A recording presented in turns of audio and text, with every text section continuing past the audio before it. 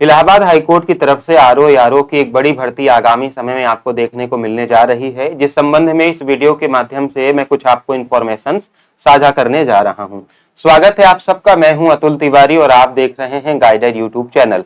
तो साथियों, जैसा मैंने आपको पहले भी बता रखा था कि अक्टूबर लास्ट तक आपकी आरओ यारो का जो विज्ञापन है वो आपके सामने आ जाएगा। अच्छा, वीडियो में आगे बढ़ने से आपसे पहले मैं आपको बोलूंगा कि आप चैनल को जरूर सब्सक्राइब कर लो, क्योंकि आप वीडियोस को देखते हो, इन्फॉर्मेशन का यूज भी करते हैं, बट आप चैनल को सब्सक्राइब करना भूल जाते हैं, तो जरूर सब्सक्राइब कर लें।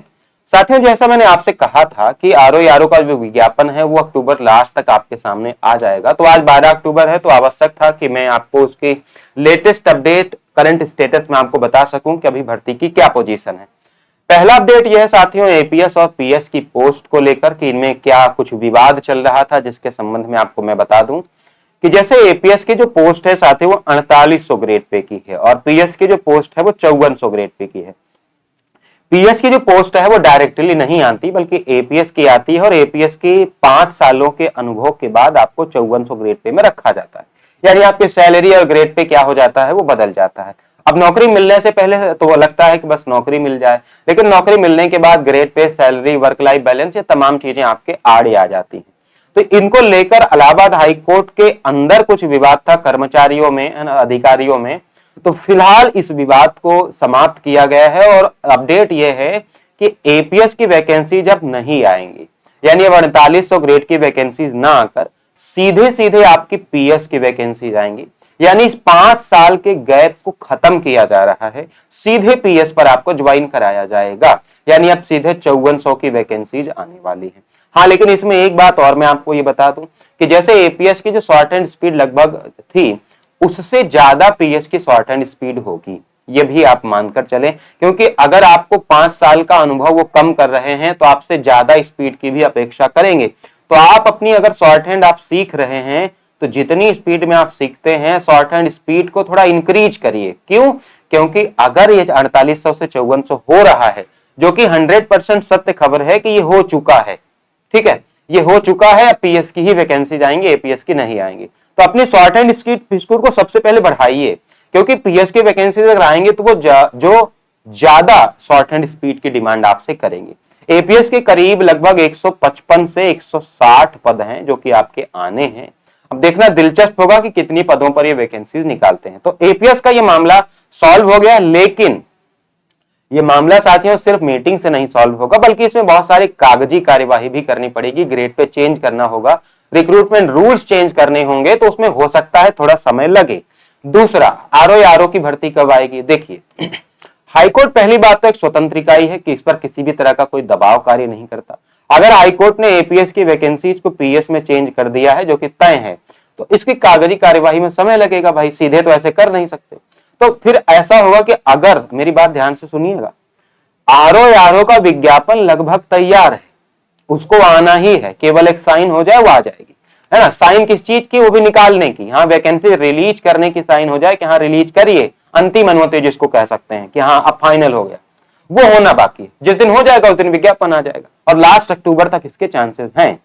लेकिन मेरी बात ध्यान से सुनिएगा, इलाहाबाद हाईकोर्ट एक स्वतंत्र इकाई है, कोई दबाव नहीं है उस पर किसी चीज का, हमारा भी किसी का भी नहीं हो सकता। हम केवल वो जानकारियां आपको दे सकते हैं जो वहां पे हो सकता चल रही हूं, ठीक है। बाकी हम किसी भी निर्णय को बदलने की क्षमता हाईकोर्ट के अंतर्गत नहीं रखते, सिर्फ हम आपको सूचनाएं साझा कर सकते हैं।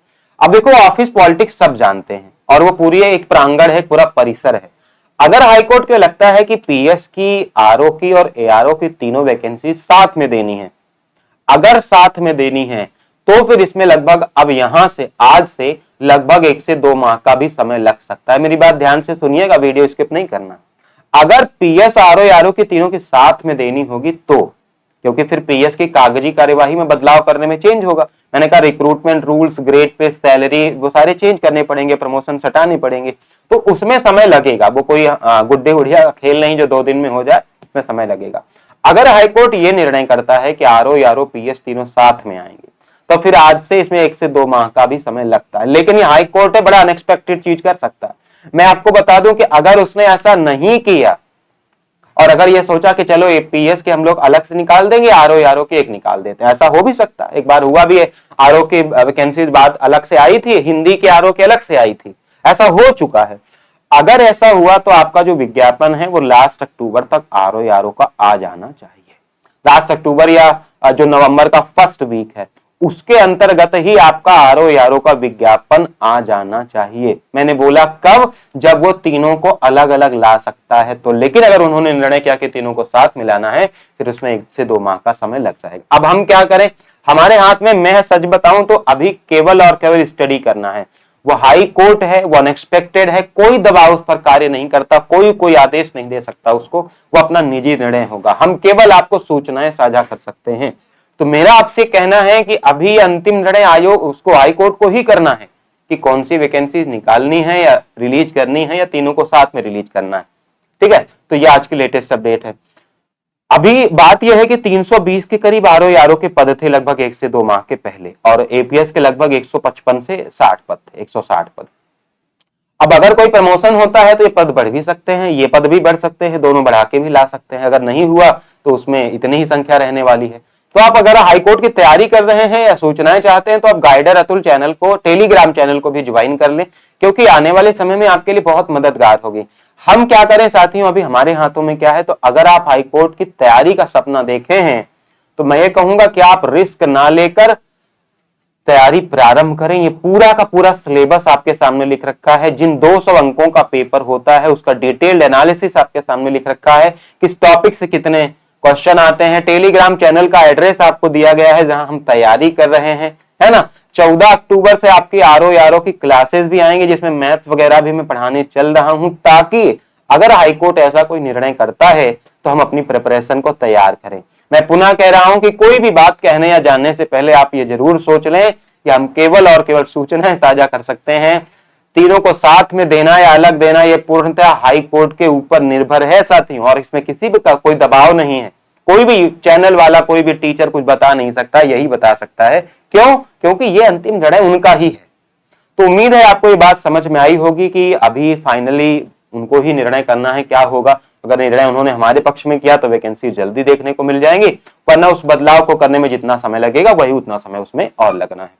तो थैंक यू सो मच। उम्मीद है कि आप इसको समझ गए होंगे। आना तो है ही है, 101% दोनों वैकेंसीज को आना है। मैंने पहले भी बोला है, कल भी मैंने बोला था इस बात को। तब तक आप चैनल वगैरह ज्वाइन कर लें, आप तैयारी करते रहें, यही एकमात्र अभी विकल्प है। तो थैंक यू सो मच। ये अभी अपडेट्स थी आपके लिए 12 अक्टूबर की, और बस इतना ही कहूंगा कि 2-4-10 दिन आगे पीछे होता रहता है, विज्ञापन आते जाते रहते हैं। आपको चयन लेना है या नहीं लेना है, ये आपको निर्णय करना होगा।